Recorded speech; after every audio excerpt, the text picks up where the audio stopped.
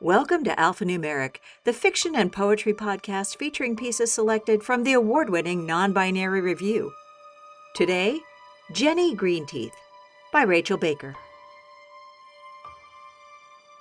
Something stirred in the murky water, sending bubbles up to pop on the scummy emerald surface. "Honey, stay away from the pool," I called. "Why, Mommy?" my 4-year-old pouted. I was tempted to yell, "Because I said so," but knew that wouldn't help. She was old enough to remember playing in there when she was smaller, but not old enough to understand why I wouldn't let her do it now. The simple answer was that the pool hadn't been cleaned since the summer she was 2 years old.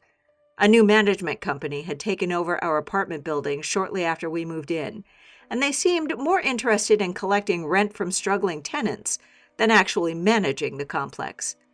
The pool had remained uncovered for the past 2 years and was now so disgusting that you couldn't see anything other than vague green filth. My mom brain spun all kinds of horrible fantasies of what could be lurking underneath. "Because Jenny Greenteeth lives in there, and she'll pull you in and drown you," I said. I hadn't meant to say that. It just popped out. Oh, God, did I scare her? Was she going to start crying? Juniper was a sensitive soul. "Jenny Greenteeth?" she asked cautiously. "She's a monster who lives in the water and pulls unwary little girls under." Folklore degree for the win. "But you can avoid her if you just stay away from the pool, okay?" "Okay," she nodded. "Great job, Beth, threatening your child to get her to behave. Real Mother of the Year material."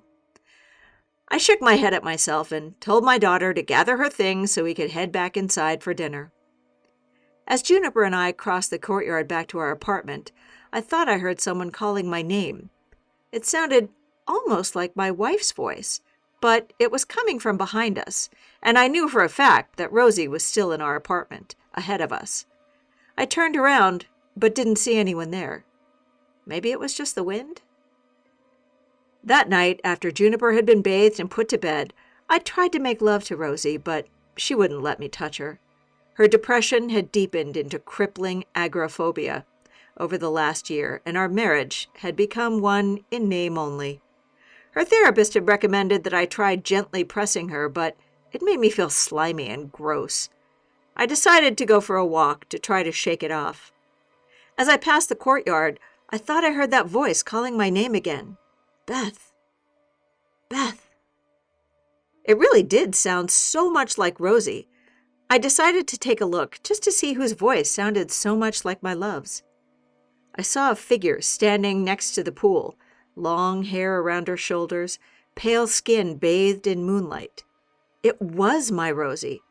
She looked so beautiful, as lovely as the day I met her. "Rosie, you're outside!" I ran up to her, and as I did, I noticed that she was completely naked. It was a cold day in early March. The sun had already set, and she must have been freezing. I pulled my coat off and tried to wrap it around her, but she pushed it away, shaking her head. She smiled, keeping her lips closed over her teeth, and pulled me into a kiss. Our lips met, and her mouth didn't taste right.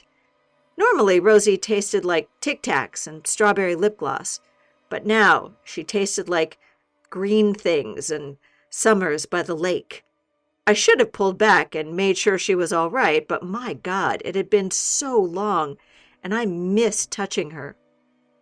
Before I realized it, she was pulling me towards her, down into the mucky water of the pond. I did try to extricate myself from her grasp then, but she had me in her grip, and I followed her down. I had never experienced anything quite like it. She was all around me, filling me up, overwhelming me. I never wanted to leave. All too soon, however, she was done with me, and I found myself back on the edge of the pool, coughing up water and wondering what the hell had happened. I shivered violently, trying to get back to the apartment before I froze. When I got home, I found Rosie waiting for me. "How did you get back so fast?" I asked. "What do you mean?" "You were just—" I trailed off. "What?" "Never mind," I said. And this time, the shivers were not from the cold. Had I imagined the whole thing? "Why are you all wet?" she asked. "And what's that green stuff all over you?" "Oh, I slipped and fell in the pool. I'm gonna take a shower now. I feel gross." "Yeah, probably a good plan. Who knows what's down there?" "Yeah," I agreed. "Who knows?" About a month later, someone made an anonymous complaint to the health department, so the management company finally brought some contractors in to drain and clean the pool. It didn't seem so scary once I could see the bottom of it. The same day, I realized that my period, usually as regular as clockwork, was 3 days late.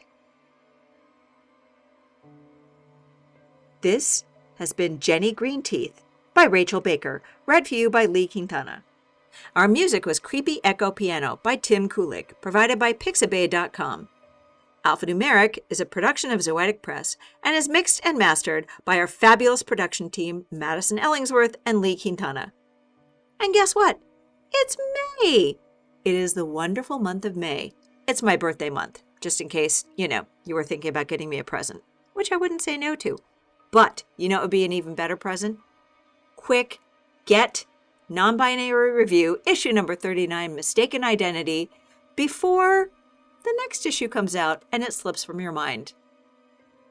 Please? And you can find out all the latest news by following Zoetic Press on Facebook, Instagram, Blue Sky, TikTok, and YouTube.